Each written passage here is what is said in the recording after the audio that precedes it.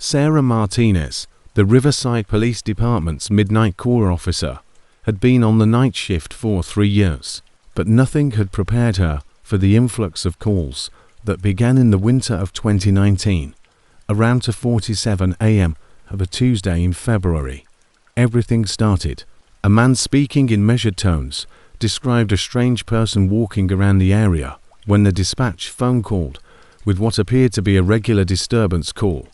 The voice on the other end was calm, almost eerily so. In the Maple Grove neighborhood, he gave a precise address, detailed the person's attire, and even indicated which way they were going. Sarah sent a unit to investigate, assuming the call was not unusual, but 20 minutes later, officers Jim Rodriguez and Kelly Thompson radioed back with an update that chilled Sarah to the bone. They discovered exactly what the caller had described her. Man wearing jeans and the dark hoodie with a crowbar trying to break into a house at the exact spot. The would-be burglar was apprehended without any problems, but Sarah wasn't comfortable with the call for some reason. How could the anonymous caller have known such specific details? The timing was too over the following few weeks. The calls persisted, always starting at 2 o'clock a.m., 4 a.m. and 4 o'clock a.m.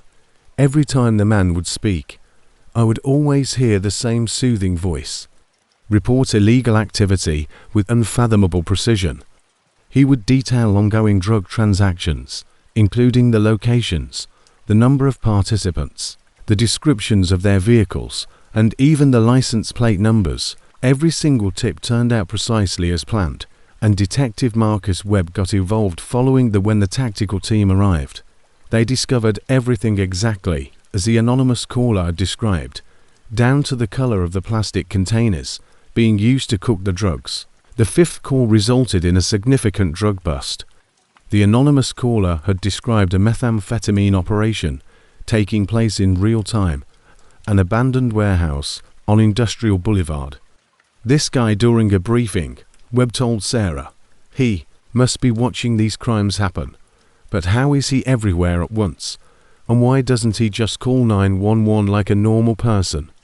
The calls always went through the main dispatch line, and attempts to track them down proved fruitless. The caller used different phone numbers each time, all of which were connected to prepaid phones that were thrown away right away to using voice calls, while the caller started recounting crimes before the first occurrence occurred in March. Things took a darker turn. Analysis showed nothing out of the ordinary, no accent, no speech impairments, just the same abnormally calm voice that never wavered even while describing violent crimes in process. Happened at 1847 Pine Street on a rainy Thursday night at 2:23 a.m. The caller gave the names of both parties involved and reported a domestic violence situation that might escalate to attempted murder. Sarah paused before sending out units after Robert Chen, and his ex-wife Lisa said that Robert would show up at Lisa's apartment with a knife at around 3:15 a.m. How could someone foresee a crime that hadn't yet occurred? But something in the caller's tone persuaded her to send police nonetheless, and at precisely 3:12 a.m., Robert Chen was taken into custody in the parking lot of 1847 Pine Street with a bottle of alcohol and an 8-inch kitchen knife. Later, Chen claimed police she had been expecting him to arrive because he had been threatening all week. The predictive calls increased in frequency and grew increasingly unsettling. The caller would give precise times and places for accidents before they happened, and on March 18th, he called to report that a drunk driver in a red pickup truck with officers stationed nearby saw a red Ford F-150 crash into the railing on Highway 94 at mile marker 23, precisely 3:41 a.m. Detective Webb became fixated on identifying the caller and spent hours examining traffic cameras for patterns in an attempt to understand how someone could be in multiple places at once. The caller appeared to have eyes. The driver crashed into the guardrail, heavily intoxicated, and survived with minor injuries. The breakthrough occurred during a call in late March about a convenience store robbery. Sarah heard a faint sound of police radio chatter in the background, barely audible, but she was positive she heard her own voice sending units to the scene. Everyone knew things that no one person could know. Webb promptly retrieved the phone logs and compared them with the locations of the officers during each call, revealing a horrifying pattern. Every single anonymous call had come from within 3 blocks of where Officer Danny Morrison was stationed at the time. Morrison was a 12-year veteran of the when Webb confronted Morrison. He first denied everything, but eventually broke down when he was shown the phone evidence and the radio background noise. The truth was more upsetting than anyone could have predicted. Morrison suffered from severe insomnia and had been taking prescription stimulants to keep him awake during night shifts, along with stress and lack of sleep, had caused Morrison to develop dissociative identity disorder, a rare psychological condition. During his episodes, Morrison would basically change into a different person who saw crimes and reported them, as though he were a concerned citizen. Rather than being a police officer, the call's predictive element was even more unnerving because, while on patrol, Morrison had been inadvertently profiling possible criminals by observing situational elements and behavioral cues that his conscious mind hadn't processed. His altered state would then combine these observations to create precise predictions about the times, asterisk, and locations of crimes would happen, which is what made the case so terrifying. Morrison didn't remember making the calls, and when investigators listened to the recordings, he didn't recognize his own voice. The measured, calm tone was entirely different from his typical speech pattern, as if someone else had been occupying his body during the night. Morrison was put on administrative leave right away and required to have a psychological evaluation. The department discreetly reassigned a number of cases that might have been jeopardized due to his involvement, but the harm went beyond simple procedural issues. 4 weeks afterward, Sarah began to doubt every anonymous tip that came through dispatch. The most unsettling thing was that Morrison's predictions had been remarkably accurate. Even in his dissociative state, she would freeze when the phone rang during those early morning hours, wondering if the calm voice on the other end was truly trying to help or if something far more sinister was at play. After extensive therapy, Morrison was quietly moved to a day shift position, but those who worked the night shift that winter of 2019 forgot the feeling of picking up the phone at 2 o'clock. It also raised uncomfortable questions about the nature of intuition, mental illness, and the thin line between helping and haunting. Numerous crimes were potentially saved, and it raised uncomfortable questions about the nature of mental illness. Even now, when Sarah Martinez checks the caller ID on every anonymous tip, she still gets goosebumps when she hears that strangely serene voice, knowing that someone was watching atrocities happen with unfathomable precision somewhere in the dark. When Deputy Michael Torres purchased the second-hand police cruiser at the county auction in September 2018, he believed he was getting a good deal because the 2015 Ford Explorer had low mileage and a certain tone of voice that was calm, measured, and far too knowing for comfort too. The radio that wouldn't stay silent, clean inside, and had all the radio equipment still in working order. However, he was unaware that the previous owner, Deputy Frank Kellerman, had died of a heart attack while on duty only 3 months prior, and that Torres was working the overnight shift for the Oakwood County Sheriff's Department in the driver's seat of that same car. The job was largely quiet, with the exception of the occasional drunk driver making a domestic disturbance call or teenagers causing trouble at the old grain elevator. Torres loved the quiet environment of patrolling the rural highways and back roads that extended 4 miles through farmland and sparse residential areas. The radio issue began during his second week on the job, after he transferred from the chaotic urban precinct where he had worked for 5 years. Torres initially thought it was interference from the cell tower construction near their county line, but it started with short bursts of static that would interrupt normal dispatch communications. He reported the issue to the communications department, and they promised to investigate. But the static episodes increased in frequency and began to take shape late at night, typically between 1 o'clock and 3 a.m. The strange thing was that none of the other units on duty reported hearing these transmissions, and dispatch had no record of them. Torres would hear fragmented voices coming through the radio speakers. The transmissions were jumbled and hard to understand, but they sounded like dispatch chatter and police codes. On October 12th, while on a normal patrol on Highway 67, Torres heard something that caused him to pull over to the side of the road. He could clearly hear a voice saying, "A Unit 47 responding to disturbance at Miller Farm Route 23." Over the static, the call sign Unit 47 was Frank Kellerman's previous identifier, the same number that had been deactivated following his passing, and the voice was clear but faint. Torres radioed dispatch right away to inquire about any pending calls on Route 23. When Torres inquired about Unit 47, dispatcher Carol Jensen confirmed that all units were present and that there were no active calls in that area. After a lengthy silence, Jensen responded that the call sign had been decommissioned months prior, and that the transmissions had become more frequent and detailed, so Torres would hear full conversations between Unit 47 and dispatch about places he knew, but calls that weren't actually happening were always accompanied by a voice that sounded distant, as if it were being transmitted through some sort of atmospheric distortion. What was most unnerving, though, was how accurate the information was when Torres heard the Phantom on October 20th.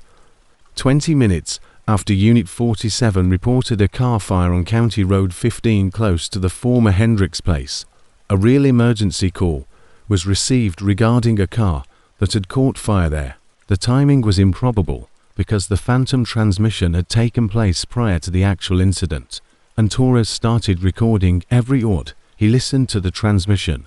Noting the time, place, and content of each message, he found that Phantom Unit 47 was constantly reporting actual events, but always 15 to 30 minutes before they actually happened. It seemed as though someone was broadcasting from the future to warn about incidents that hadn't yet happened. The department repeatedly performed diagnostics on Torres' radio equipment and discovered nothing amiss. The radio was operating flawlessly on all frequencies. They even replaced the entire unit, but the Phantom transmissions persisted, and other deputies who borrowed the car claimed to have heard nothing out of the ordinary, which only made Torres' anxiety worse. Concerning his mental state, things became more serious on November 3rd when Torres heard Unit 47 report a code blue medical emergency at 1247 Elm Street involving an old man who might be experiencing cardiac arrest. The transmission was clearer and more vivid than any of the ones that had come before, and Torres drove right away. When Torres arrived at the small house where 78-year-old Walter Gaines lived alone, he discovered that Gaines was awake and working in his garden. The elderly man was perplexed as to why a deputy had come to his home and insisted that he was fine and hadn't called for assistance. Torres felt silly, but he made the decision to remain and talk to Gaines for a short while just to be safe. 18 minutes later, Gaines clutched his chest and passed out. Torres called for an ambulance right away and started CPR. Gaines lived, and doctors later determined that he had suffered a massive heart attack. If Torres hadn't been there, the old man would have died alone in his garden. The stress of the situation was wearing on Torres, who had started to dread going to work knowing he would hear the phantom voice of a deceased colleague predicting tragedies he was helpless to prevent. Some co-workers in the small department praised Torres for his extraordinary intuition, while others started to whisper about his mental stability. When Torres heard Unit 47 report a fatal accident on Highway 92 involving a single vehicle rollover and a young female driver with no survivors, it was a particularly clear transmission on November 15th. The voice sounded different this time, more urgent and emotional, and for the first time, Torres believed he could hearing the ghost deputy's voice with true panic. Torres sped toward Highway 92, his pulse racing. He saw the road was deserted and serene in the moonlight, so he parked on the shoulder and waited, checking his watch every few minutes. At precisely 23:47, he saw headlights coming from the north a few minutes after the phantom transmission. A small sedan was driving too fast for the winding road, and Torres could see it weaving a little. He instantly turned on his emergency lights and pulled out to try to stop the car, which slowed and came to a safe stop. The driver was a 19-year-old college student who had been. Torres followed the young woman to the next town to make sure she made it safely to a hotel for the night after she was exhausted, and admitted to dozing off while driving home from a late shift at a restaurant. For the first time since the transmission started, there was no accident, rollover, or fatality, and the Phantom Unit 47 had been incorrect, or rather, Torres had the last clear transmission Torres heard was on December 23rd. Unit 47 end of watch. All units stay. After that night, the transmissions gradually became less frequent and fainter, until by December, he could hardly hear the phantom voice over the static. The radio went completely silent, and the communications department confirmed that all radio traffic had returned to normal. It seemed as though whatever had been attempting to communicate through the radio waves had finally found peace. As Torres later discovered, Frank Kellerman was adored by the community and respected by his colleagues for his commitment to protecting others. The official explanation for the radio anomalies was atmospheric interference. Kellerman was known for his extraordinary ability to be in the right place at the right time, preventing accidents and saving lives through what seemed to be pure intuition, combined with antiquated equipment that picked up delayed transmissions from other jurisdictions. But Torres knew that what he had experienced was more than a technical explanation. Even after his death, Torres kept the records of all the phantom transmissions, but he never discussed what had happened in public. The night shift. But now that he knew that sometimes the most significant calls came from the most unexpected places, he drove with purpose. On calm evenings, when the radio was silent and the roads were deserted, he would occasionally mutter, "Thank you, Unit 47. The dashboard camera Sergeant Lisa Chen had always been a stickler for technology. So when the Millbrook Police Department modernized, she stepped into the dark, hoping that someone was listening somewhere in the static between frequencies. She was one of the first people to request the newest model of their dash cam systems in March 2020 for her patrol car. The HD 4000 series had 360 night vision recording and automatic upload capabilities that would sync footage to the central server each time she returned to the station, something Chen didn't have. The first incident happened on a Tuesday evening in April, when Chen was watching video from her previous shift to find evidence of a traffic stop she had made earlier that day. As she scrolled through her computer's timeline, she noticed something strange at timestamp 143,217. The camera had recorded her car, parked outside Murphy's Diner on Main Street, but she couldn't help but remember that she was at the courthouse at the time, not the diner. In the video, she could be seen exiting the patrol car and entering the diner. Her uniform, badge number, and facial expressions were all clearly visible, but the timestamp was incorrect. Chen first thought it was a technical glitch with the timestamp feature when she reported the problem to the IT department at precisely 14:30 to the next day, which was not the day the footage was supposed to have been recorded. However, they discovered no issues with the recording system or the camera's internal clock, and the timestamp matched. The server logs clearly showed that the footage had been recorded when the system claimed it had been, but the anomalies persisted over the next few weeks, consistently following the same pattern. The dashboard camera would capture Chen's actions precisely 24 hours before they actually happened, and she would watch the footage to see herself answering calls, stopping cars, and when the camera started recording incidents involving other people. On May 8th, Chen reviewed the phenomenon and found that, unavoidably, She would find herself doing exactly what the camera had previously captured, frequently without even realizing that she had seen it in the footage. She was seen in the video talking to Patricia Williams, a distressed woman who was explaining that her husband had turned violent after losing his job. After she responded to a domestic disturbance at 1247 Oak Street, Chen was seen calming the situation and making arrangements for Williams to stay with family.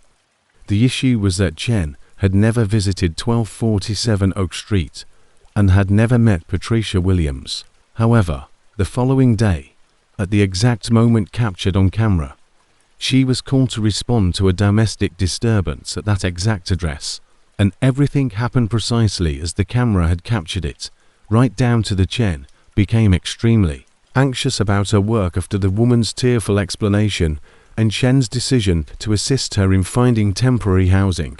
She would watch the video every night to see herself deal with situations that seemed familiar when they actually happened. It was as though she was living her life twice. The situation took a darker turn when the camera captured footage of Chen responding to a fatal accident in the future. In reality, the psychological strain was immense, but she couldn't bring herself to report the incidents to her supervisors because they would think that a dashboard camera was predicting the future. The May 23rd video is Chen's concern as she coordinated the emergency response after she arrived at the intersection of Highway 34 and County Road 12 to see a terrible collision between a school bus and a delivery truck. The clip showed several casualties, including several children. Chen watched this video on May 22nd, knowing that if the pattern continued, the accident would happen the following day for the first time since the anomaly started. She thought she might be able to alter the course of events, so she spent the whole night figuring out how to stop the tragedy and researching the timing and circumstances of the video. Chen arranged herself close to the intersection the following morning, an hour before the accident was scheduled to happen. She informed the delivery company and the school district that she had received information about possible dangers in the area, and the school agreed to change the bus route. The delivery company also postponed their driver's departure at the precise moment of the accident, and Chen observed as the delivery truck reached the intersection 30 minutes after the school bus had safely taken a different route. The collision never happened for the first time. The camera's prediction had been incorrect, or rather, Chen had successfully altered the future it had captured. But the triumph was fleeting that night when she watched the new footage, she noticed something that made her blood run cold. The camera had captured new footage for May 24th, which showed her at the same intersection. But this time, there were two different vehicles involved in the accident, a motorcycle and the passenger car, and the riders were younger, appearing to be college students. Chen was seen performing cardiopulmonary resuscitation on the motorcycle rider. As she screamed for help, Chen came to the horrifying realization that stopping one tragedy had only made the camera record another. It seemed as though fate had decided to claim victims at that intersection, and the camera was showing her every scenario that could occur. Every time she stepped in, new footage would appear, displaying alternate catastrophes over the course of the following week. Chen found herself caught in a nightmare cycle where she would stop one accident only to have the camera show her another. The intersection became the focus of her obsession, and she started parking there while working shifts and keeping an eye out for any indications of possible danger. Her co-workers began to worry about her mental health after noticing Chen's unpredictable actions, and obsession with that specific section of road reached a breaking point on May 30th when she watched video of her own death. In the video, she was standing in the center of the intersection, seemingly attempting to stop traffic, when she was struck by a speeding car. Showed her body being flung several feet, and the timestamp said it would occur during her next shift. Chen repeatedly watched the screen as she watched her last moments. The detail was horrifying, and she could see the fear in her eyes as she realized the car wouldn't stop. The video also showed her co-workers showing up to find for the first time since the anomalies started, Chen made a different decision. Rather than attempting to stop what the camera had captured, she called in sick for her next shift, stayed at home far from the intersection, and waited to see what would happen the following day. She discovered that her dead body and the grief on their faces were unmistakably real. That a car swerved and struck a utility pole, a deer wandered into the road during the time she was supposed to be there, causing the driver to survive, with minor injuries. However, the impact had brought down multiple power lines, and if Chen had been standing in the intersection as the video demonstrated, she would have been electrocuted by the falling lines. Chen never found out whether the camera had been malfunctioning or if another force had been attempting to communicate with her through the technology. She eventually moved to a different department, but she couldn't get rid of the feeling that the camera was still watching and recording. So the HD 4000 unit was reassigned. The camera's recordings returned to normal, showing only what had actually happened, not what was going to happen. Occasionally late at night, Chen would wonder if the camera had been trying to help her or trap her, showing her the future so she could change it or forcing her to live through traumatic events twice. Chen kept the documentation of the strange footage, but never discussed what had happened with another officer who reported no unusual activity. Haunted her because she understood that, in attempting to stop tragedies, she had actually contributed to them. Chen avoids dashboard cameras and doesn't watch the footage from her patrol car because she has learned to trust her gut more than technology, understanding that even the most sophisticated systems can reveal things we weren't supposed to see. For the GPS that led to nowhere, music officer Jake Morrison had been checking the rural highways outside, and every time she passes a junction, she can't help but wonder if a camera is capturing what occurs next. Pinewood for almost 2 years, when the department upgraded its GPS navigation systems in August 2021. Morrison didn't anticipate that the new units would be cutting edge, with real-time traffic updates, emergency routing protocols, and interaction with the dispatch system. The first instance occurred on a foggy Thursday night in September, when Morrison was responding to a welfare check 428 Riverside Drive, when his GPS abruptly recalculated the route. Rather than taking him along the well-known route through downtown Pinewood, the device instructed him to turn left onto Mill Creek Road, and then right onto something in Hollowbrook Lane. Despite having lived in the area his entire life, and never having heard of Hollowbrook Lane, Morrison trusted the technology and followed the directions given by the GPS. The road was narrow and ill-maintained, winding through dense to almost 15 minutes of driving through a forest that appeared darker than usual. He realized he was completely lost. His GPS indicated that he was making progress along his route, but the surrounding landscape didn't resemble the area he knew.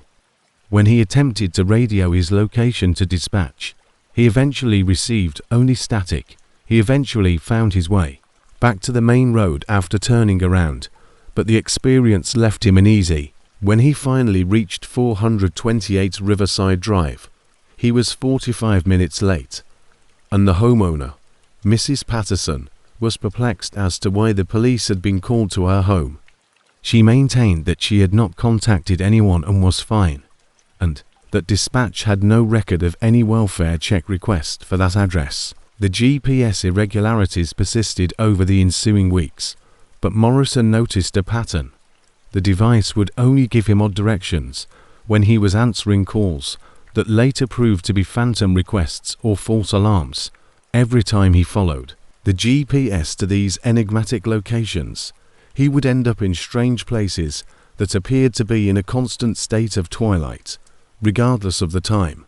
When Morrison got a dispatch call on October 3rd regarding a stolen car he had observed on Highway 67, his GPS started directing him toward Millstone Valley, which the map indicated could be reached via a number of back roads he had never seen previously. This time, he made the decision to disregard the GPS and drive the route he knew would take him to Highway 67, When he got to the precise spot, he discovered the stolen car precisely where the dispatcher had said it was abandoned, and the suspects were nowhere to be seen.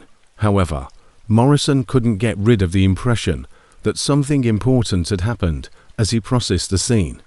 Morrison looked over the incident report the following morning while he was following the right path rather than the GPS, and he found something troubling. The stolen car had been found at 10:47 p.m., but dispatch records indicated Morrison radioed in at 10:52 p.m. But there was a 5-minute lapse during which he was unable to explain. The odometer on his patrol car indicated that he had driven 23 more miles at that time, but he had no recollection of those miles. When he started keeping a thorough journal of all the times his GPS failed, recording the phantom locations and the events that led up to each one, Morrison found that the names of the enigmatic locations all sounded historical. Millstone Valley Hollow, Brook Lane Ironwood Crossing Copper Ridge Path. He discovered them listed in 19th century maps and records at the local library, but they were areas that had flooded when the county constructed a reservoir in 1967. The most unsettling event happened on October 18th, when Morrison got a call regarding an 8-year-old Tommy Brennan who had gone missing from his family's Pine Lake State campground. Despite his increasing mistrust of the device, Morrison felt obliged to follow the directions when his GPS started pointing him in the direction of Whispering Pines Trail, which led deep into the forest preserve. The trail was only slightly wider than his patrol car, and the tree's canopy blocked out the majority of the daylight. As he drove farther into the faint sound of a child crying in the woods made his blood run cold. Morrison stopped the car and listened intently. The crying appeared to be coming from somewhere ahead, just past the next bend in the trail. He grabbed his radio and flashlight and continued walking, but the sound got louder and louder. Following the sound, Morrison found himself in a small clearing where the crying seemed to be coming from all directions. He called out, identifying himself as a police officer, but the crying persisted without any response. It was heartbreaking to hear a child in distress. The voice was unmistakably that of a young boy pleading for help.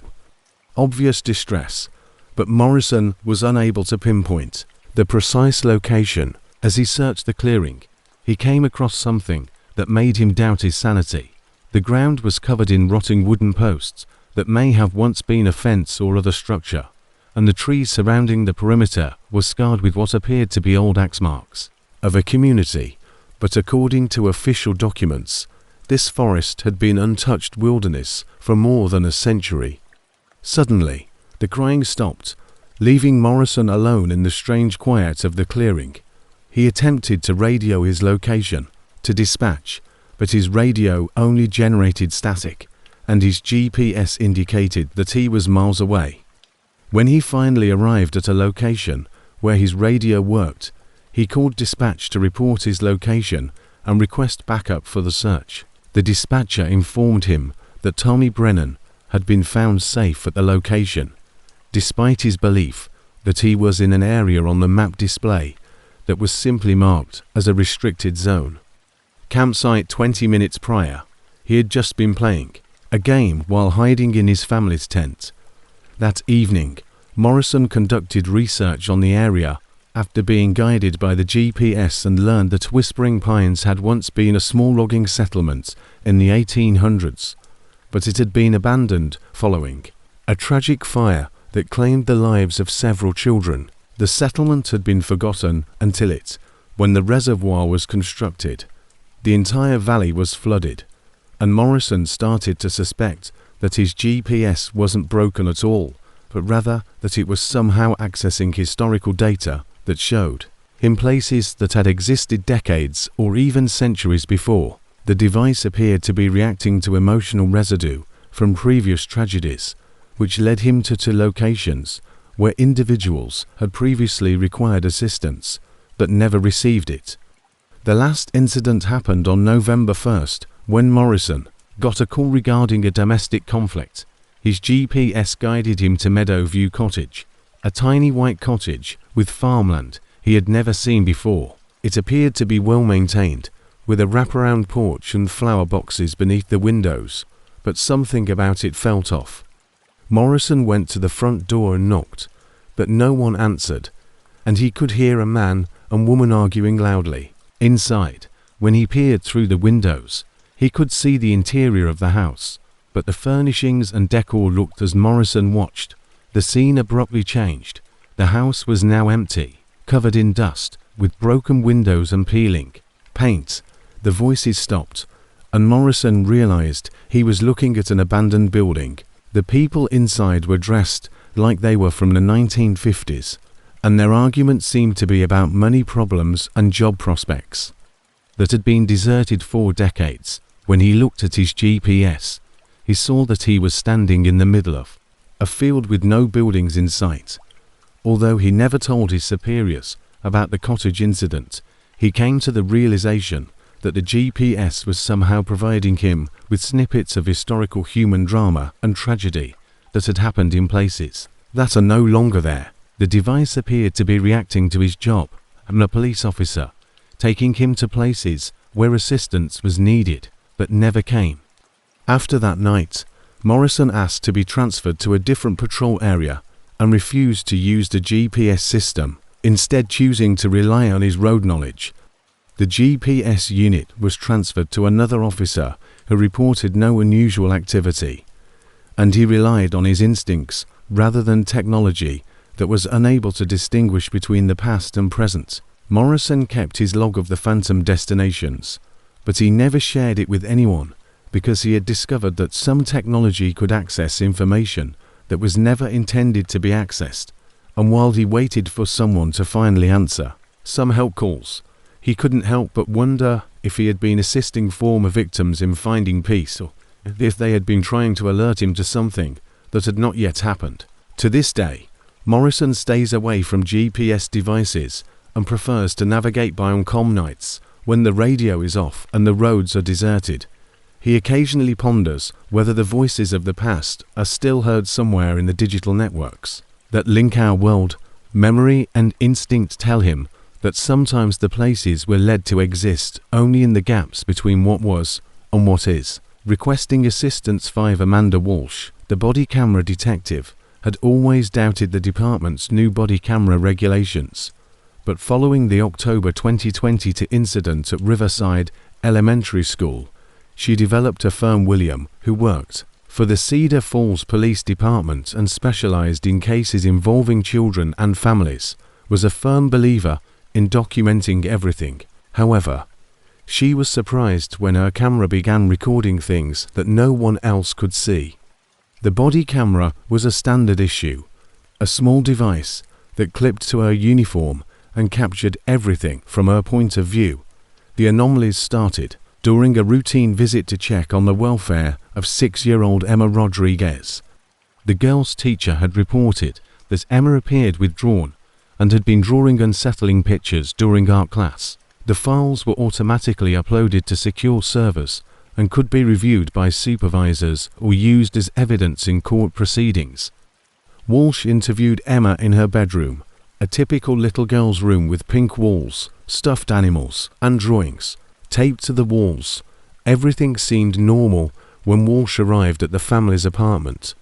Emma's mother, Maria, was helpful and concerned, and the apartment was tidy and well maintained. Walsh asked about school, friends, and Emma's sense of belonging.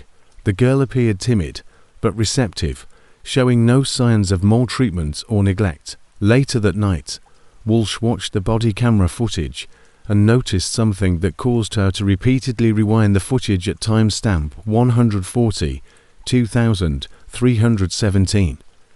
While she was speaking to Emma, it seemed like someone else was in the room, and the camera had captured the shadow over the footage showed a dark silhouette that seemed to be watching the conversation.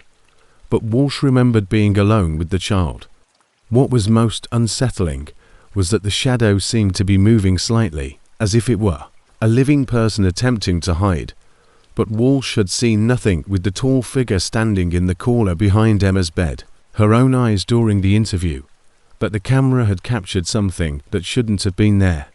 At first, Walsh thought it was a lighting trick or a technical issue, so she reported the incident to the IT department. However, they discovered no problems with the camera or the footage, and the video file was clear of digital artifacts or corruption.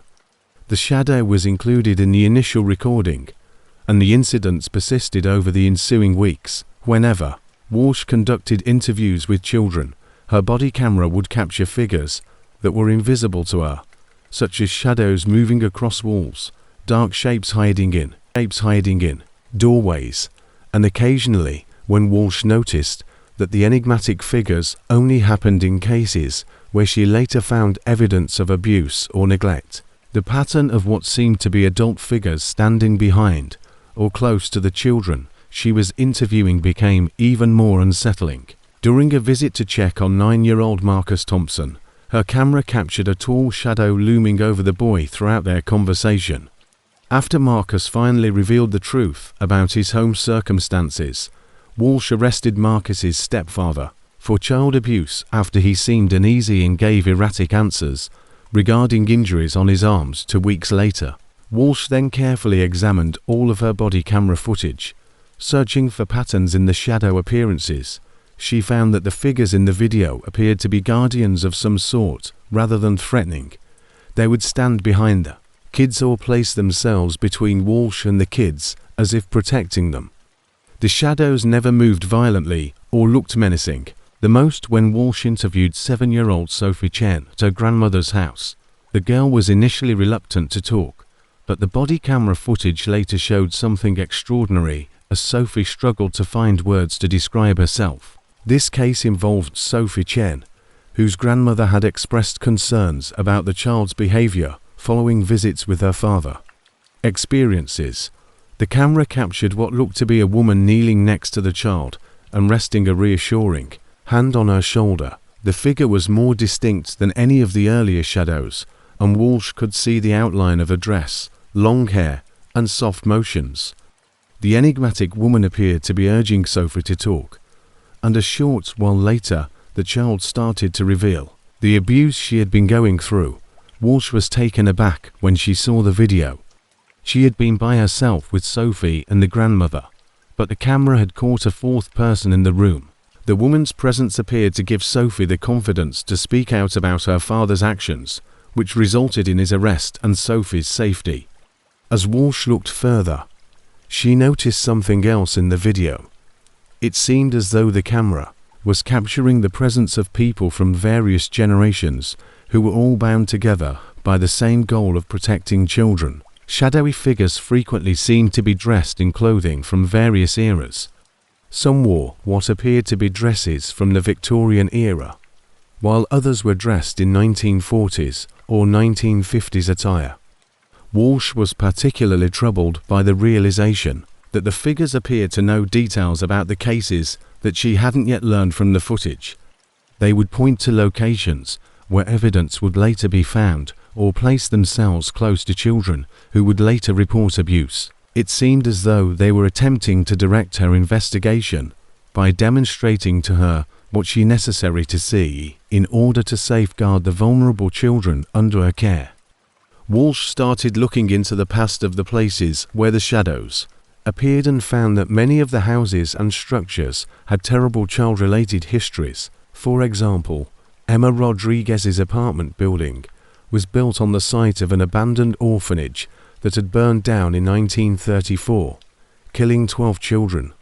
When Walsh looked into Sophie Chen's grandmother's home, he discovered that Marcus Thompson's house had once belonged to a family whose daughter had died in 1987 under suspicious circumstances. Margaret Whitfield, a social worker who dedicated her life to protecting abused people, had owned the property in the 1920s. Margaret died in 1928, but local records revealed she had saved dozens of children from dangerous situations. When Walsh compared the figure captured on her body camera with the photograph from historical records, the resemblance was obvious.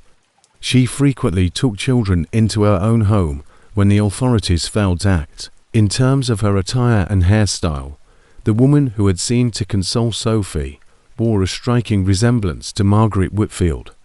Walsh became aware that her body camera was somehow capturing the presence of those who had devoted their lives to safeguarding children, even after they had passed away. The device appeared to be sensitive to some sort of spiritual energy or emotional residue.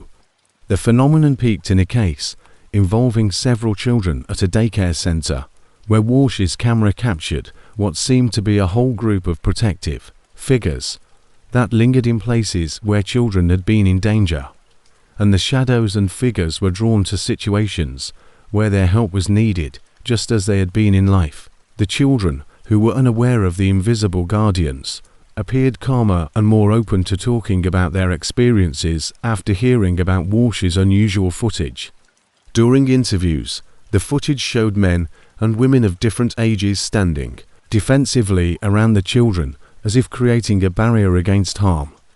The phenomenon appeared to be spreading covertly throughout the department, as other officers started sharing similar experiences with their body cameras. It was as though the guardian spirits had managed to manifest themselves through the technology to record the truth. Walsh never discussed what her camera was recording in public, but she started to rely on the footage as direction, for the invisible guardians had become her partners in protecting the children who needed help the most, and the body camera, which had begun as a departmental requirement, became Walsh's most useful tool, just for investigating cases when the shadows appeared, but also for gathering evidence when the figures positioned themselves in specific areas, recording evidence, but for identifying the presence of those who had dedicated their lives to protecting the defenseless.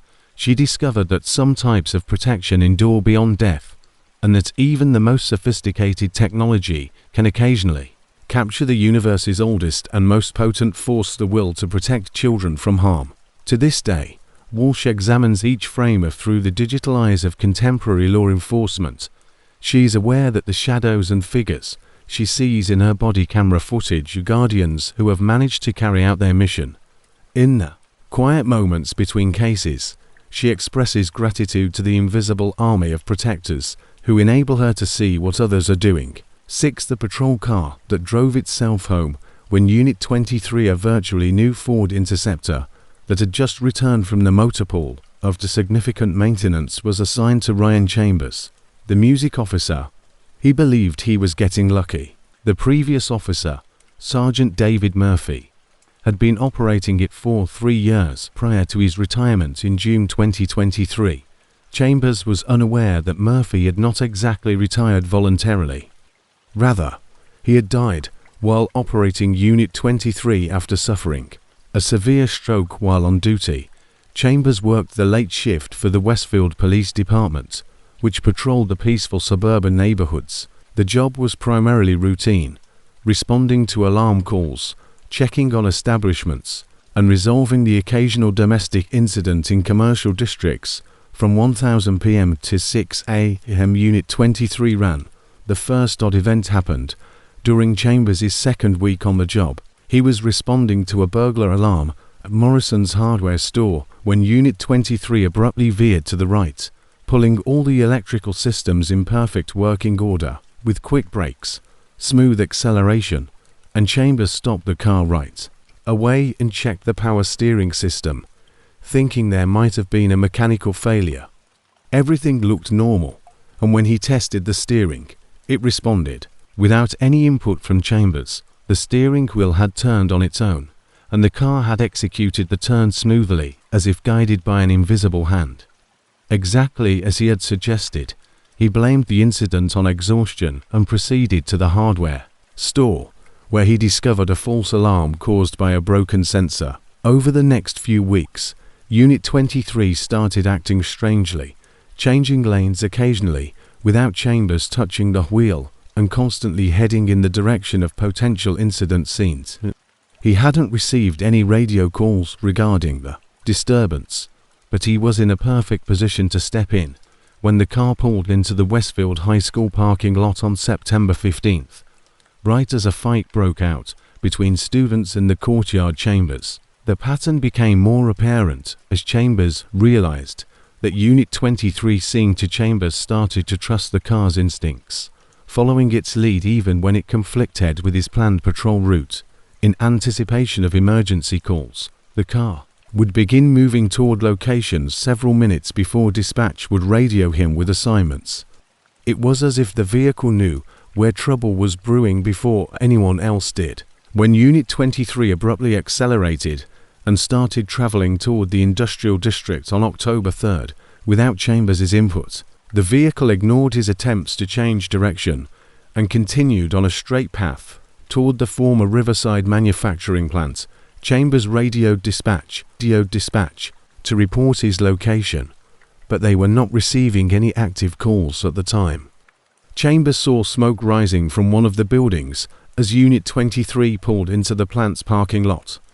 He called in the fire right away, and fire trucks quickly arrived to battle what turned out to be a major electrical fire. The fire chief later informed Chambers that if the fire had remained undiscovered for even 10 more minutes, Chambers started studying the history of Unit 23, rather learning about Sergeant Murphy's passing.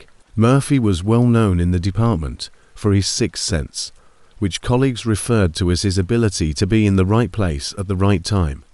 It would have spread to the chemical storage area and possibly caused an explosion that could have been felt for miles.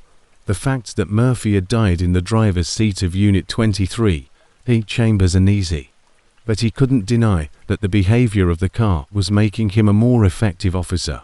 He had worked the same patrol area for more than 10 years and knew every street business and potential trouble spot by heart. The supernatural elements of the situation became more evident when Unit 23 started responding to calls that hadn't been made yet.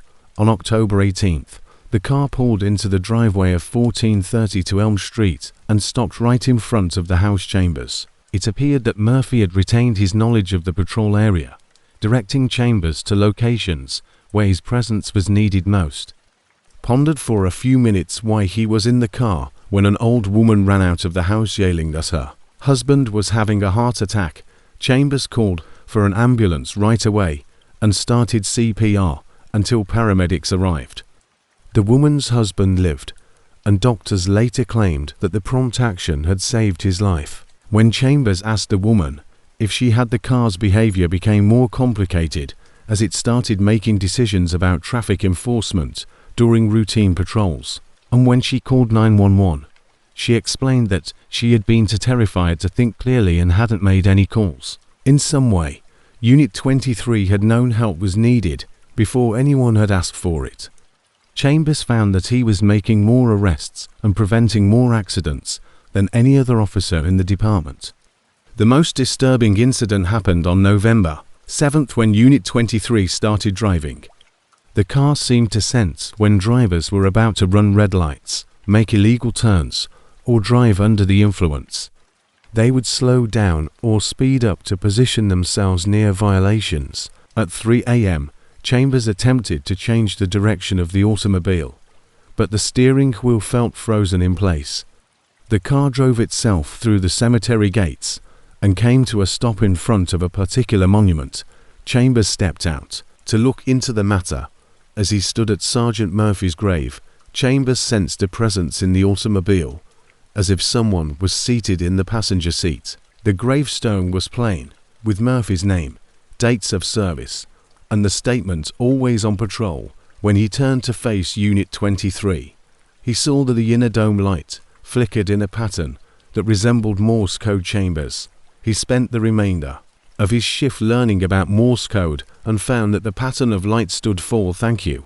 It seemed as though Murphy's soul was recognizing that his wisdom and experience were being. Unit 23's behavior became less dramatic, but more consistent after the cemetery incident, helping to protect the community he had served for so many years. Chambers was never forced to go anywhere, but the car would gently guide him toward areas where his presence was needed by making small steering and acceleration adjustments. The car seemed to react favorably to these gestures, running even more smoothly and appearing more cooperative during patrols other than Murphy taking over. It was as though Murphy had learned to work with Chambers Instead of just taking control of the vehicle, Chambers started leaving small tokens of appreciation on the dashboard, such as a newspaper folded to the sports section or a cup of coffee that he would pour out at the end of his shift. Knowing that Murphy had been a devoted baseball fan, when asked about his secret, Chambers would simply respond that he had learned to trust his instincts and pay attention to his surroundings. He never mentioned Unit 23's supernatural assistance. Knowing that such claims would be made, officers in the department started to notice Chambers' unusually high success rate in preventing incidents and making arrests would be viewed with suspicion or worrying regarding his mental health. The relationship between Chambers and the spirit of Unit 23 peaked on December 2nd when the car started speeding toward the Westfield shopping center, disregarding Chambers' attempts to answer other calls. When they got there, Unit 23 set up shop close to the main entrance. A man carrying a weapon entered the mall's chambers, but he was able to stop him before anyone was harmed. Later, he discovered that the man had been planning to hurt several people, but the prompt action stopped what could have security footage from a tragic mass shooting later revealed that Chambers had reached the mall 3 minutes before any 911 calls regarding the armed man. Following that incident, Chambers came to the realization that Murphy's spirit was not only assisting him in his work, but also using their collaboration to continue protecting the community that Murphy had faithfully served for more than 10 years. Even though Death Chambers still operates Unit 23, the car had evolved into a vehicle for Murphy's commitment to law enforcement, enabling him to carry out his patrol duties. He has learned to interact with Murphy's presence through subtle behavioral changes, such as a slight pull to the left that might indicate checking on a specific business, while a slight it's a bond that goes beyond life and death, bound together by a common dedication to serving and protecting. To this day, Chambers starts his shift by resting his palm on the driving wheel and saying, "Ready for patrol, Sergeant." Unit 23 starts another night of ensuring the safety of Westfield streets, led by the spirit of an officer who refused to let death end his watch, as the engine always answers with a soft purr. 7. The basement storage room was a labyrinth of metal shelving units, each holding hundreds of evidence bags, boxes, and containers. Nicole Harper, the evidence locker detective, had been in charge of the Millfield Police Department's evidence storage facility for 6 months when she first noticed that items were moving on their own. Harper was unaware that the previous evidence custodian, Detective Ernest Kowalski, had spent 43 years organizing and safeguarding these items from cases that began in the 1980s before he unexpectedly passed away from a heart attack while working alone in the storage room. Harper's job was simple catalog incoming. The storage facility was climate controlled, secured with multiple locks, cameras, and an electronic access system that only authorized personnel could enter. Every visit was recorded and tracked, and evidence was kept up to date. Chain of custody documentation was maintained, and items were retrieved upon request from detectives or attorneys. Harper discovered evidence box number 40,472 on her desk when she arrived on a Tuesday morning in March 2023. The box contained items from a 1998 burglary case that had been resolved and closed years prior, according to the digital inventory system. Harper had checked the location and discovered that the box should have been on shelf Unit C7 Rack 12 position 23. Harper reshelved the evidence and made a note in the log, but the incident bothered her because the storage facility was her domain, and she took pride in keeping everything immaculate. She assumed a colleague had pulled the box and forgotten to return it properly because there was no record of anyone entering the storage room after hours. Over the next few weeks, Harper started discovering evidence in unexpected places. Boxes would show up on various shelves, bags would be grouped with unrelated cases, and items would migrate to areas where they didn't belong. What's more startling is that the relocations weren't random. The evidence seemed to be when Harper noticed that items from related cases were being grouped together, even though those connections weren't evident in the official filing system. The pattern became clearer. It was organizing itself according to some logic that Harper couldn't understand. Evidence from burglaries committed by the same suspect would end up on the same shelf, even if the crimes had occurred years apart. And the connection had never been made by investigators. On April 15th, Harper found evidence bags from 3 separate unsolved break-ins arranged chronologically on a shelf that should have held materials for drug seizures. After researching the cases, Harper learned that the same person had committed all 3 burglaries, but the connection had never been made. Harper presented her findings to Detective Frank Rodriguez, who had been working on one of the unsolved cases, who was dubious until Harper showed him the evidence arrangement and the pattern of stolen items. The burglar had a unique method and consistently took the same kinds of valuables with the evidence properly. The crimes had been identified because they had taken place in different jurisdictions over a period of 5 years. Within a week, Rodriguez was able to identify and apprehend the suspect. This achievement prompted Harper to become more vigilant about the enigmatic movements of the evidence, recording every instance in which objects turned up in unexpected places and treating each incident as a possible clue. The evidence storage room appeared to have developed its own intelligence, making connections between the dots that human investigators were unable to.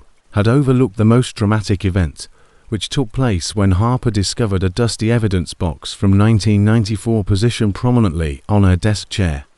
The box held items related to the unsolved murder of Maria Santos, a case that had been abandoned after all leads had been exhausted.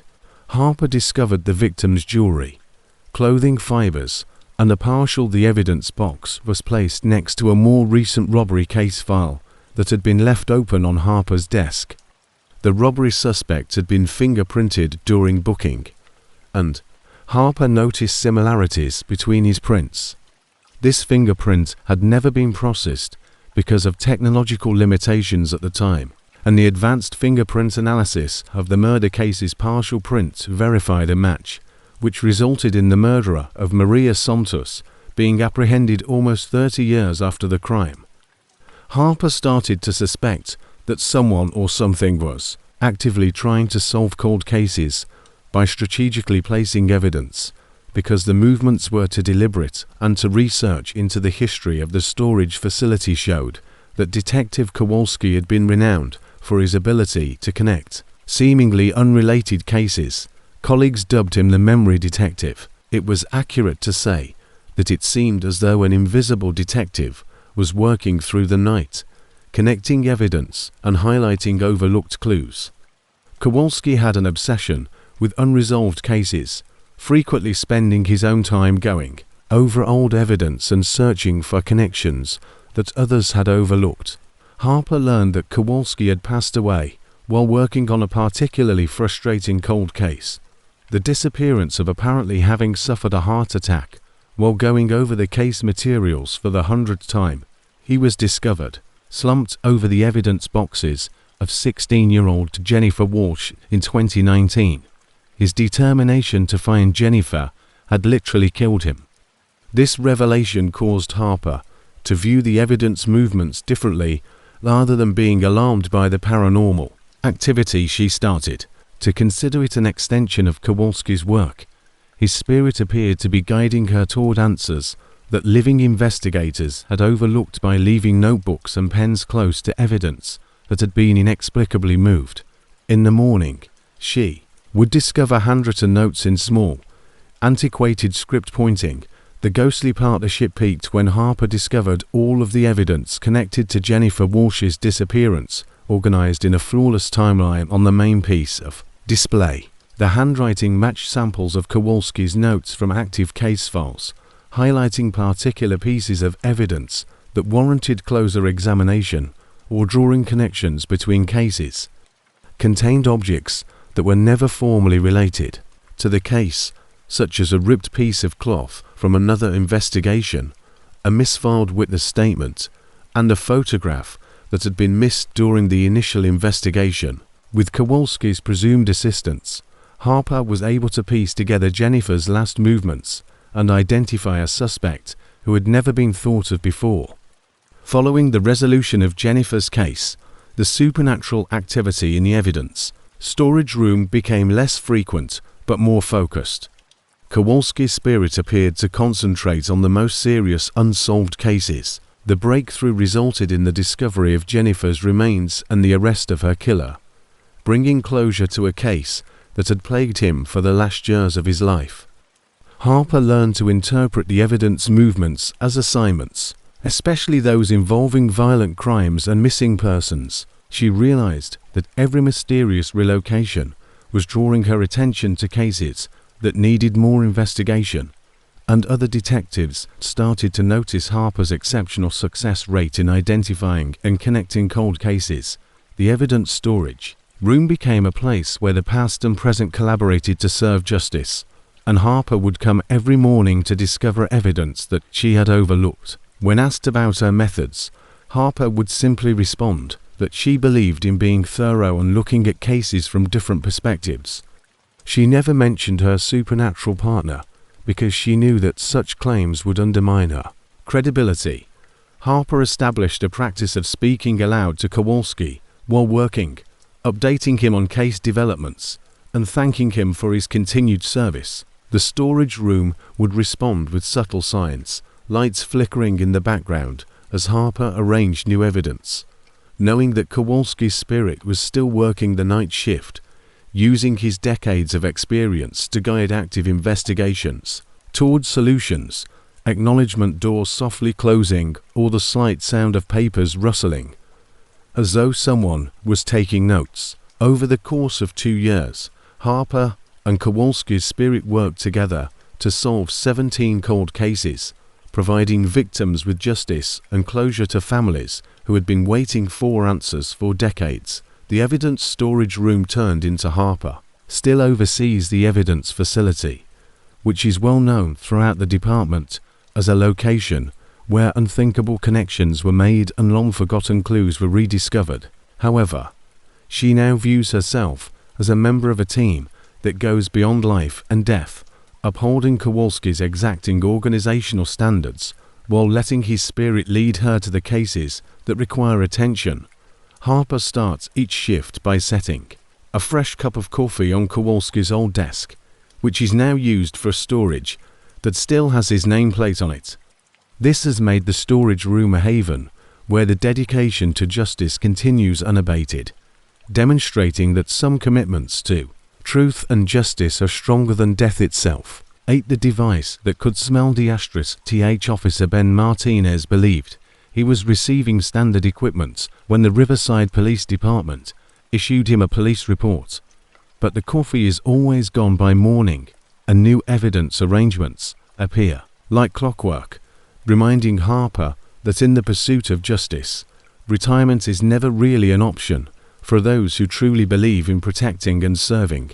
Martinez didn't anticipate that the Intoxilyzer 9000, a new breathalyzer unit released in November 2022, would be the most sophisticated alcohol detection device on the market, with wireless connectivity, digital displays, and improved accuracy for court testimony. Instead, the device began detecting things unrelated to alcohol consumption, such as the obvious, in order to collect evidence for DUI arrests and maintain public safety. Martinez, a traffic enforcement officer on Highway 34, a busy route notorious for drunk driving incidents, particularly on weekends, relied heavily on breathalyzers. Having used such devices for years, he was familiar with their limitations and methods of operation. The first oddity happened on a Friday night in late November. During a normal traffic stop, Martinez had stopped a driver who was driving recklessly and weaving between lanes, and when he gave him a breathalyzer test, the device showed an alcohol reading of 0. A middle-aged businessman named Robert Chen appeared sober and coherent, passing all field sobriety tests and displaying no signs of impairment. However, a message Martinez had never seen before that unusual chemicals were detected was shown. 3 hours later, Martinez received a radio call regarding a fatal accident on Highway 34. Robert Chen had crashed his vehicle into a tree at high speed, apparently after suffering a massive heart attack while driving. Martinez was perplexed by the warning message that since the alcohol reading was 0, he had no legal basis to arrest Chen. Instead, he issued a warning for reckless driving and let the man continue on his way. When emergency personnel discovered prescription heart medication in Chen's vehicle, they concluded that he had been dealing with heart issues that might have interfered with his ability to drive. Martinez recognized that the breathalyzer had somehow identified Chen's condition before it became life-threatening. It had picked up on something in Chen's breath that suggested a serious health issue, even though it wasn't in the weeks that followed. The breathalyzer, which was meant to identify substances other than alcohol, continued to give out odd warnings during traffic stops. These signals included things like high-stress indicators, metabolic abnormalities found, or chemical imbalances. Martinez started recording every instance, taking note of the warning messages and, if feasible, following up with the drivers. A pattern emerged. Drivers who set off the unusual warnings frequently had medical emergencies within hours or days of the traffic stop. One woman who displayed metabolic abnormalities was admitted to the hospital with diabetic ketoacidosis. Martinez started to suspect that the breathalyzer was picking up biomarkers in people's breath that indicated serious health conditions after a man with elevated stress indicators had a stroke the following morning. Human breath contains hundreds of volatile compounds that can reveal information about a person's. The most traumatic event happened on December 15th, when Martinez stopped a young woman, Sarah Coleman, for speeding. The breathalyzer reading was 0. In some way, the device had become sensitive to these indicators, including physical and mental state, and was acting as an early warning system from medical emergencies. 0 for alcohol, but the gadget showed a message that made Martinez's blood run cold.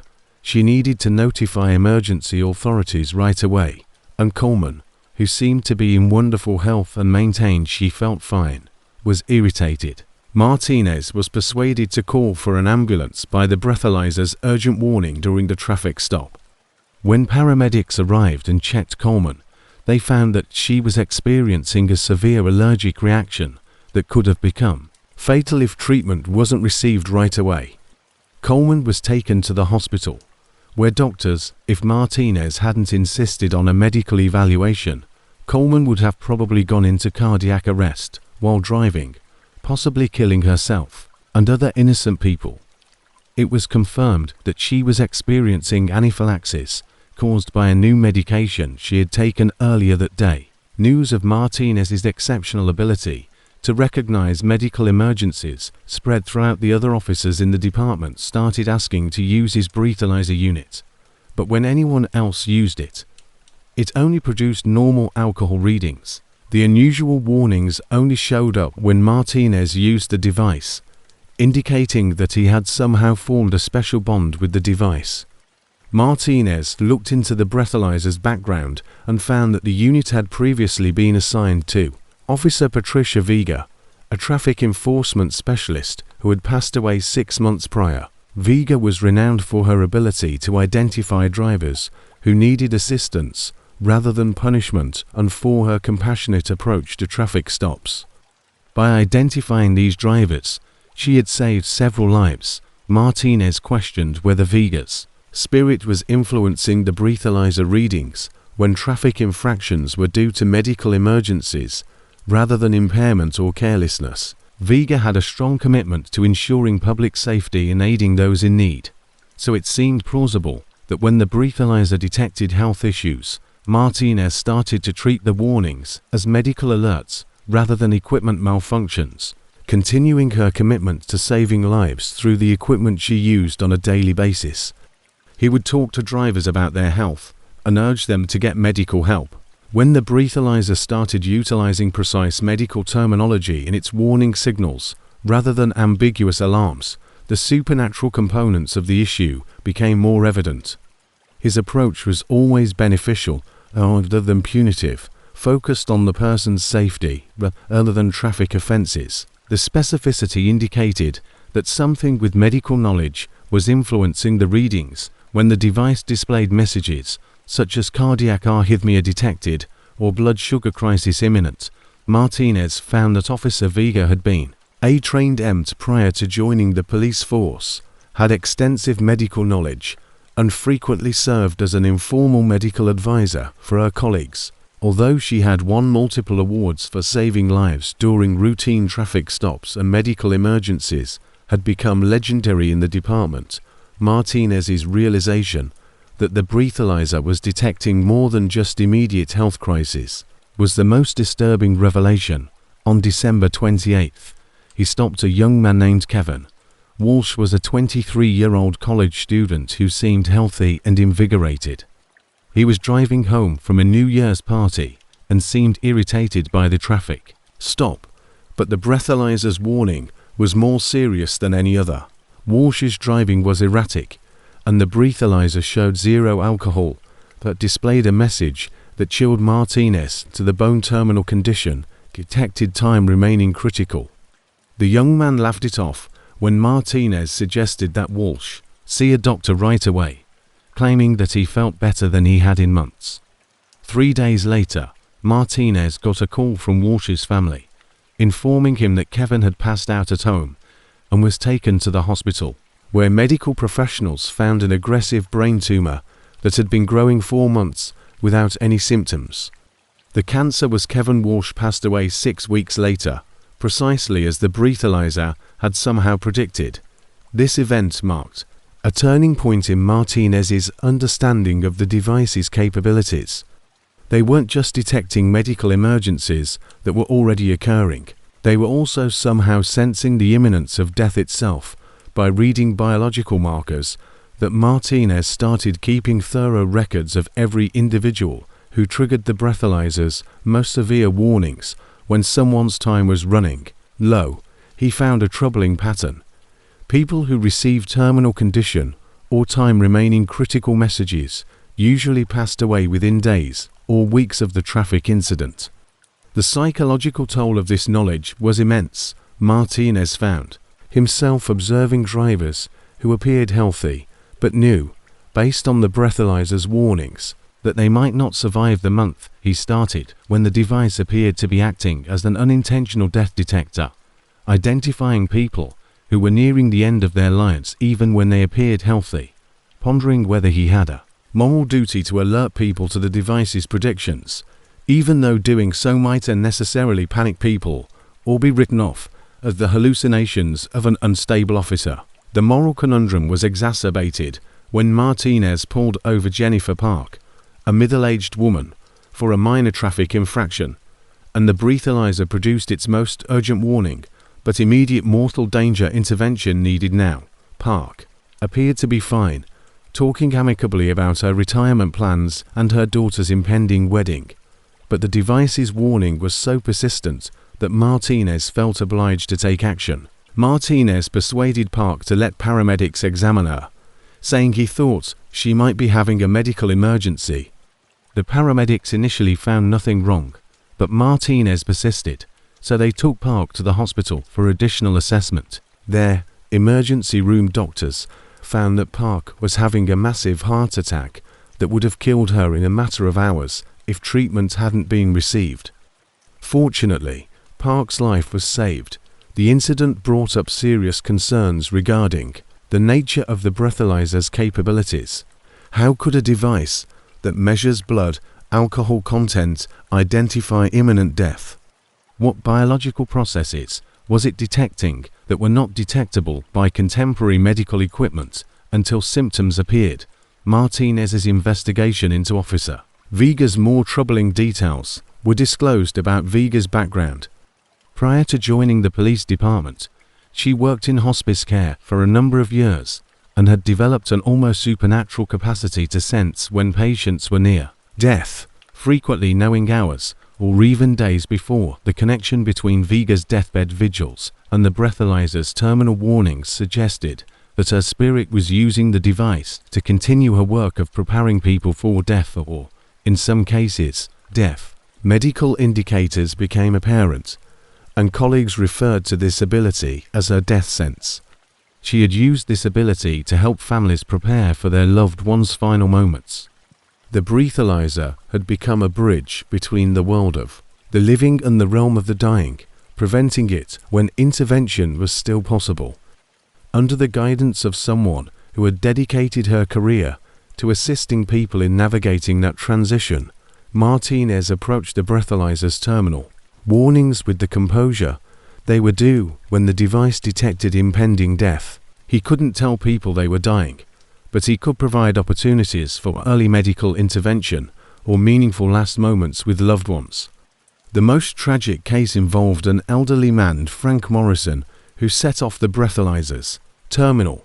He would look for ways to encourage drivers to get medical help right away or spend time with their families. During a routine traffic stop, Morrison was hoping to make amends after a family dispute with his estranged son for the first time in 5 years.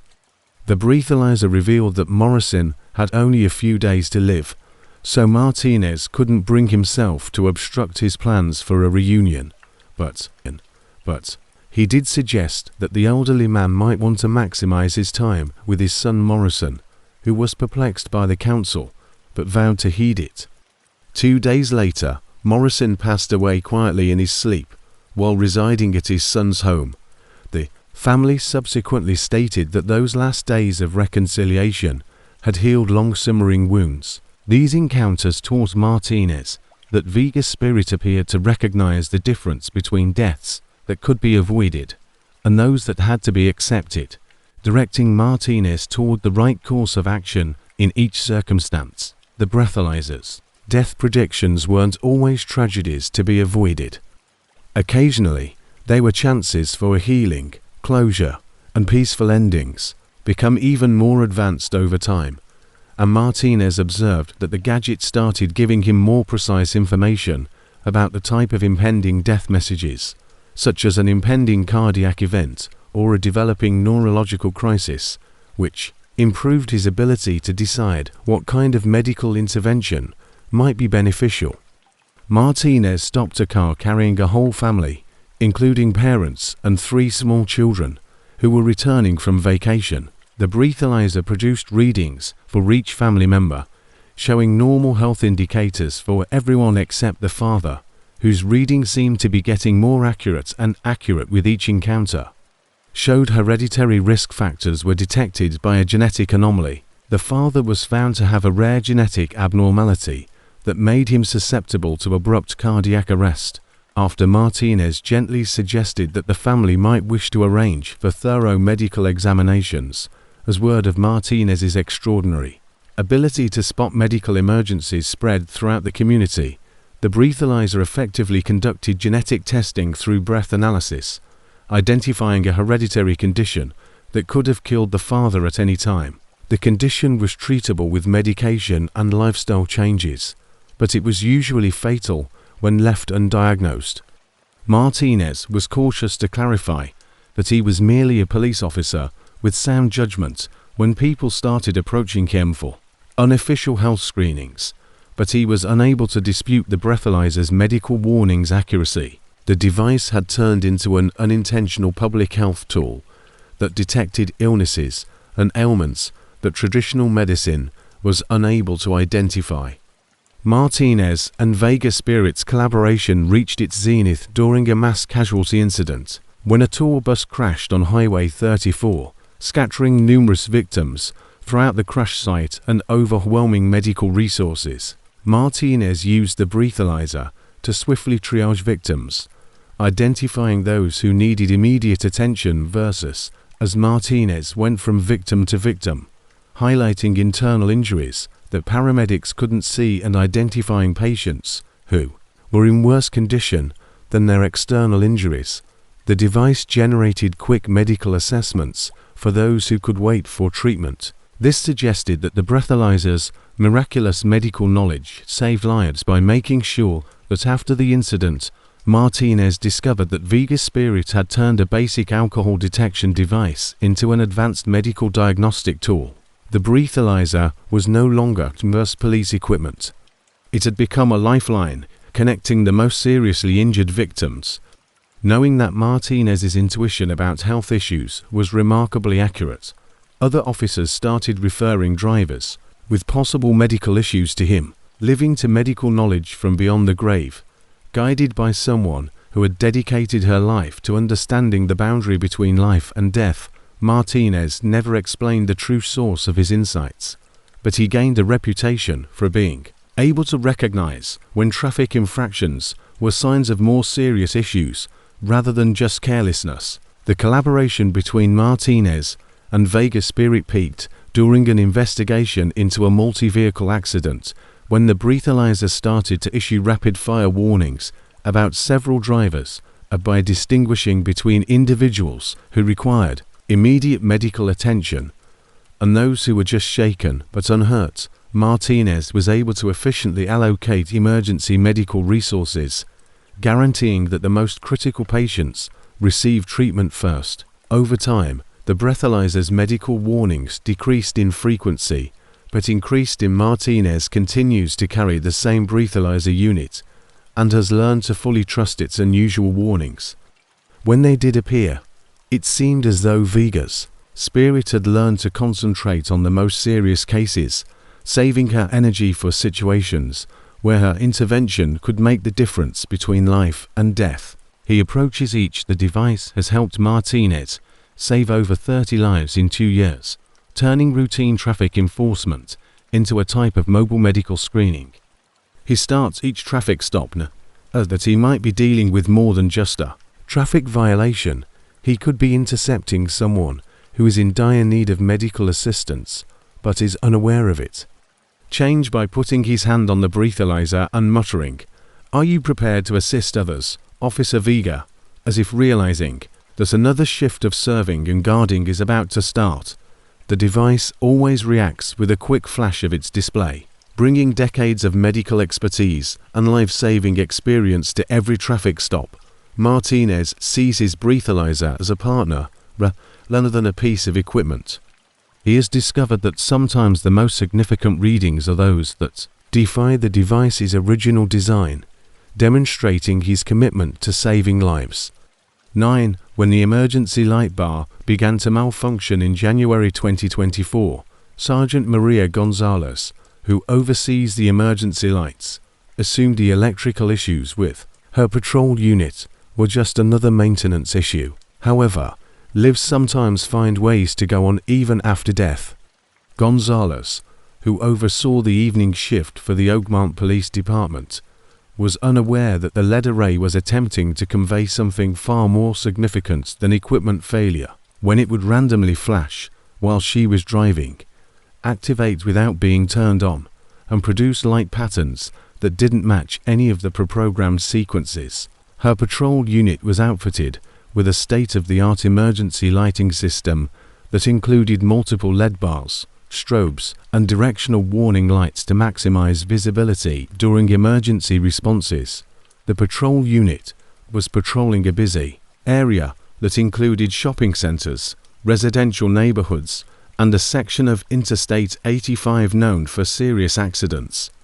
On January 18th, during a routine patrol, Gonzalez's emergency lights suddenly came on by themselves, causing a rapid-fire sequence of red and blue flashes. She quickly turned off the system, but the lights kept pulsing in a particular pattern. This was the first unusual incident.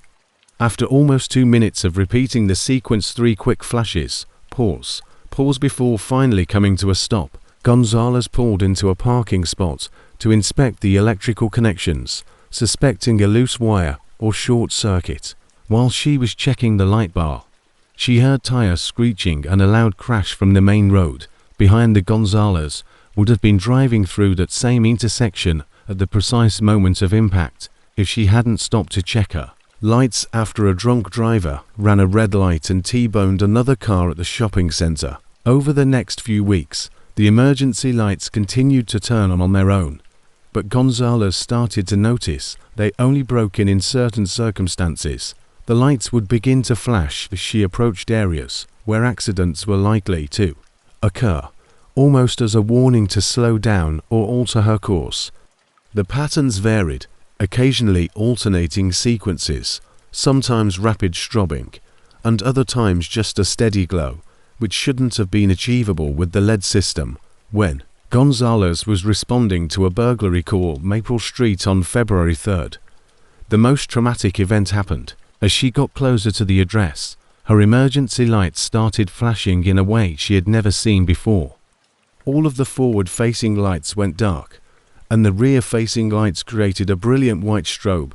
The unusual display prompted her to pull over and check the system, while Gonzalez was stopped a speeding car that was 50 yards ahead of her and collided with a utility pole.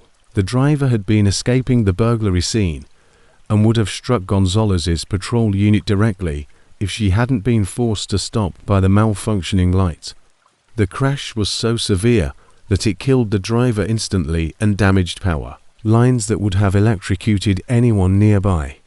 Gonzalez started recording every instance of a light malfunction, including the time, place, and circumstances of each one.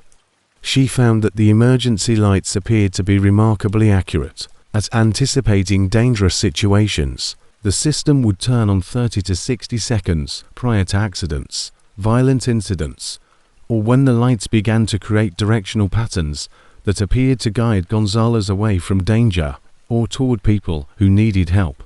The phenomenon became more complicated. On February 15th, the rear lights started to flash, while the side lights created an arrow pattern pointing left. Gonzalez followed the light's guidance and became a. Gonzalez's prompt action saved the life of an elderly man who had collapsed while shoveling snow in a residential neighborhood. She discovered that the man was having a heart attack and that the vehicle had previously been assigned to Officer James Park, a veteran police officer who had been responding to calls 6 months prior. He died instantly after responding to an emergency call when a drunk driver ran a red light and collided with his patrol car at high speed. But Park's commitment to protecting others had been legendary throughout the department. Gonzalez discovered that Park had a remarkable ability to foresee dangerous situations, which his co-workers dubbed radar. The link between Park's death and the light malfunctions became clearer when Gonzalez noticed that the emergency lights occasionally flashed. In Morse code, Gonzalez decoded one sequence that showed that Park had prevented countless accidents and saved numerous lives through his proactive approach to patrol work and his intuitive understanding of traffic patterns and human behavior. Spelled out caution ahead, prompting her to slow down and turn on her emergency gear before she even saw the accident scene. The lights had alerted her to a multi-vehicle collision that had happened minutes earlier on a foggy stretch of highway. The paranormal elements of the situation reached there. It seemed as though Park's spirit was using the emergency lighting system to carry out his mission of protecting people on the road when the lights started to display intricate warning patterns that correlated to different types of dangers. For example, a rapid red strobe meant traffic hazards, blue patterns indicated medical emergencies, and alternating red-blue sequences warned of violent situations. After more than 15 years of patrolling the highways, Gonzalez started to implicitly accept the light's warnings, viewing each activation as a real alert rather than a malfunctioning piece of equipment. When the lights indicated danger ahead, she would slow down and become more vigilant when they directed her in certain directions. The most notable incident happened on March 10th, when the emergency lights came on, while Gonzalez was driving through a peaceful residential area with no obvious hazards. She would follow their lead and frequently find people in need of help or dangerous situations that required police intervention. The lights formed a complex pattern that appeared to be following instructions. Gonzalez halted to look into a particular house and heard faint cries for assistance coming from inside. There, she found an elderly woman who had fallen down a flight of stairs and had been immobile for more than 18 hours. The woman was critically hypothermic and dehydrated, and doctors later stated that other officers started to notice Gonzalez's exceptional success rate in preventing accidents and locating individuals who needed help when they inquired about her. Without medical assistance, she would not have survived for a few more hours. The emergency lights had somehow detected a life-threatening situation that was totally invisible from the street. The relationship between Gonzalez and Park Spirit became so strong that the emergency lights developed into an advanced communication system. Gonzalez would explain that she had learned to pay attention to her equipment and trust her instincts when something seemed strange. She never brought up Park Spirit or the supernatural warnings because she knew that doing so would damage her credibility. Gonzalez learned to interpret the signals like a language, realizing that Park was using his knowledge and experience to guide her patrol activities. The light's predictions became so accurate that Gonzalez started positioning herself different. Light patterns would indicate the urgency of situations, the type of response needed, and even the approximate location of people who required assistance. She would patrol routes that the lights suggested, respond to locations they highlighted, and modify her schedule in accordance with their guidance. Over the course of several months, her proactive approach prevented dozens of accidents and saved multiple lives.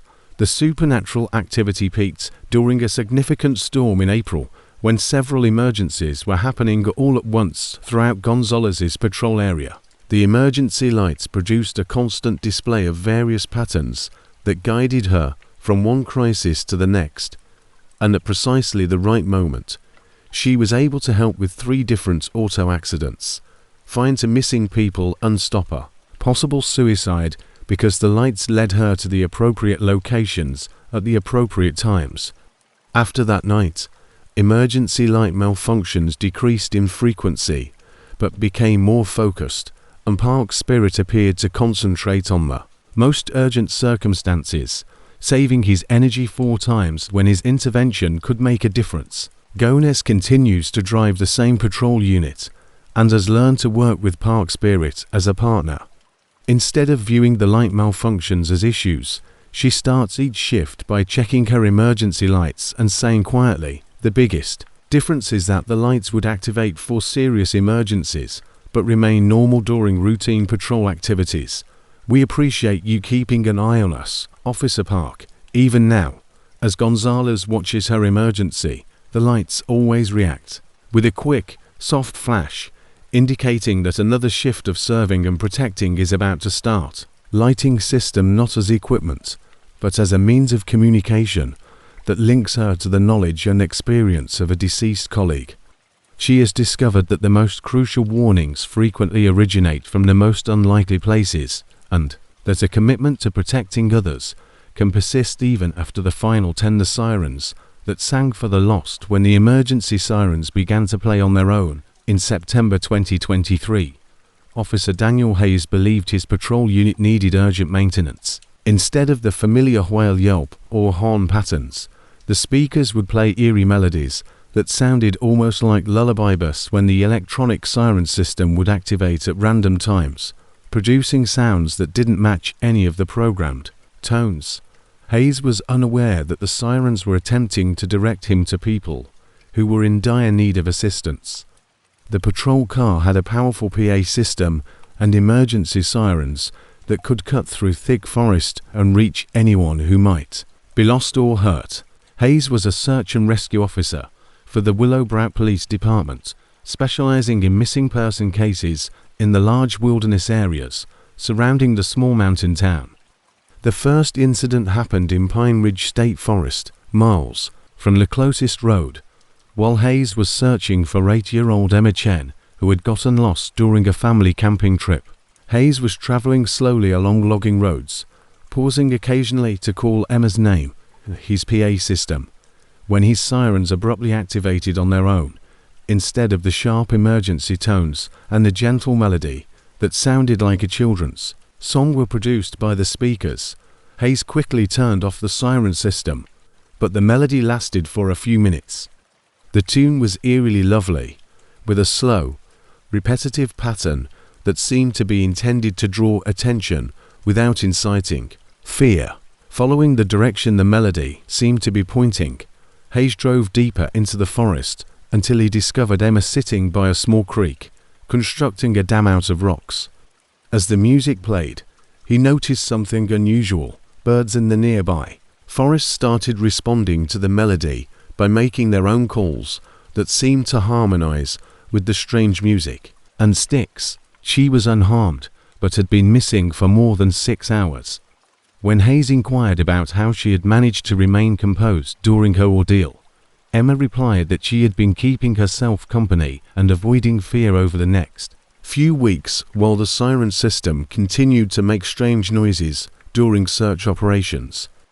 Hayes realized that the sounds were precisely matched to draw missing people's attention without frightening them. The melodies changed depending on the situation, with complex harmonies that seemed to be made to cut through severe weather, more urgent musical patterns for injured hikers, and gentle, calming tones for lost children. The most spectacular rescue took place when 78-year-old Robert Martinez, an Alzheimer's patient, escaped from his assisted living facility during a winter storm. Hayes had been looking for him for more than 8 hours in almost complete darkness when his sirens went off. Playing a soothing tune that reminded him of Hayes followed the melody as it appeared to be moving through snow-covered trails that his car could hardly traverse, and after 20 minutes he discovered Martinez huddled beneath a fallen tree. The music was loud enough to withstand the storm, but soft enough to avoid startling someone who might be confused or disoriented. Martinez later told nurses that he was tree-conscious but extremely hypothermic, and that he had been following the angel music through the forest, thinking it would lead him home. The melody kept him moving and kept him from lying down in the snow, which would have been fatal in the below freezing temperatures, according to the doctors. Martinez would not have survived the night without the inspiration from the music.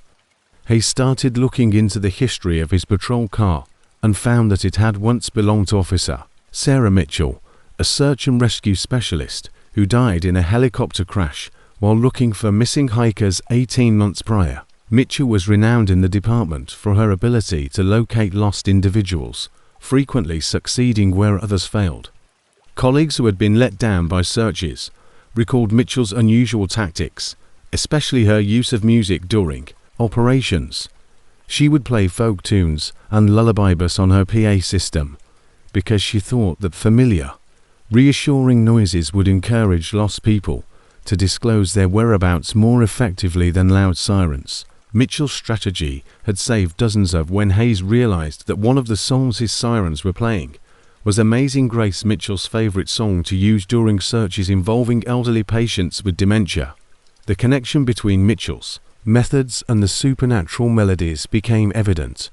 The melody was exactly as she had played it with the Hayes started experimenting with the phenomenon, letting the sirens play their enigmatic melodies while he followed their instructions. Through the wilderness, the music always seemed to know exactly what kind of person was missing and what sounds would be most likely to attract their attention. This was done in the same tempo and musical phrasing that had defined her approach to search and rescue work. When the sirens began to play music that matched the cultural backgrounds of missing people during a search for a lost Native American, the supernatural elements of the situation became more apparent. Children heard lively, playful tunes, while adults heard more intricate melodies that communicated both urgency and safety. When looking for a missing immigrant family, an American elder played traditional tribal melodies that Hayes had never heard before. The music included elements of their homeland's folk songs, establishing an immediate connection that broke down language barriers.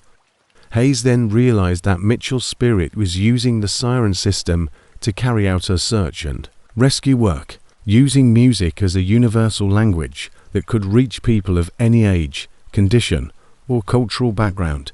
The melodies were carefully crafted to appeal to specific individuals, drawing on her in-depth knowledge of human psychology and her intuitive understanding of what sounds would comfort and attract different types of people. The most amazing rescue happened when a group of teenage hikers went missing during a weekend camping trip. The weather was getting worse quickly, and traditional search techniques were not finding the missing teens. Hayes's sirens started playing, a complicated tune that included parts of as Hayes followed the music's instructions through the perilous mountain terrain. He finally heard voices responding to the siren song. The teenagers had been trapped on a narrow ledge after a rock slide, but they had been singing along with the mysterious melody composed by popular music, which created a sound that was both timeless and contemporary. Hayes used music to help them locate their precise location. The rescue took several hours and involved technical climbing equipment, but all 5 teenagers were saved without suffering any serious injuries. They later talked about how the music had kept them positive throughout the ordeal and gave them hope that help was on the way. The melody had established a psychological anchor that prevented panic and kept hope during their most terrifying moments. Other search and rescue teams started asking Hayes for help on challenging cases after noticing his exceptional success rate in finding missing people. When asked about his techniques, Hayes would respond that he thought it was important to use all available tools, including sound, till he never brought up Mitchell's spirit or the supernatural aspects of his siren system. But the collaboration between Hayes and Mitchell's spirit developed into a complex rescue operation that went beyond standard police protocols. The sirens would emit particular melodies that indicated the state and location of missing people, enabling Hayes to focus his search and approach victims with the appropriate tools and attitude. The music became so accurate that Hayes could tell, just by listening to the melody, whether a missing person was hurt, trapped, hypothermic, or just lost. The sirens' rescue melodies became a hallmark of Hayes' search operations. Mitchell's knowledge and experience were being transmitted through sound, creating a rescue system that was both supernatural and extremely practical.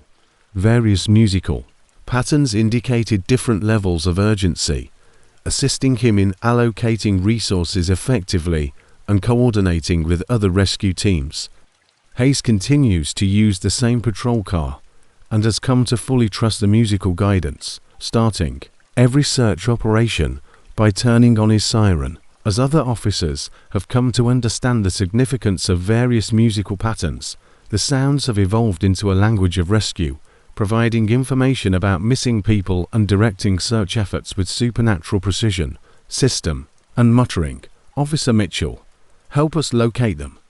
Even now, when Hayes looks at his siren system, the speakers always react with a soft test tone, followed by whatever tune is required to reach the people who are waiting to be found, not as tools, but as a musical instrument played by a skilled search and rescue professional who refused to let death stop her mission of finding missing people and returning them home. He has discovered that sometimes the most significant sounds are the soft melodies, and that the most successful rescue operations are not always the loudest ones. Thank you for accompanying me on this voyage into the darkest parts of reality. These stories serve as a reminder that the most horrifying events can arise from the areas we least expect in our daily lives, tools, our reliable technology, and the very safeguards in place. If this story made you wonder what's actually going on in our contemporary world, and you can now see why, these real-life stories of the unexplainable appeal to me. Please remember to hit the like button if this story made you shiver. Remember to subscribe for more real-life horror stories. Sweet dreams, and I'll see you in the real world, which is frequently wilder and more terrifying than any fantasy we might create. The following gloomy story.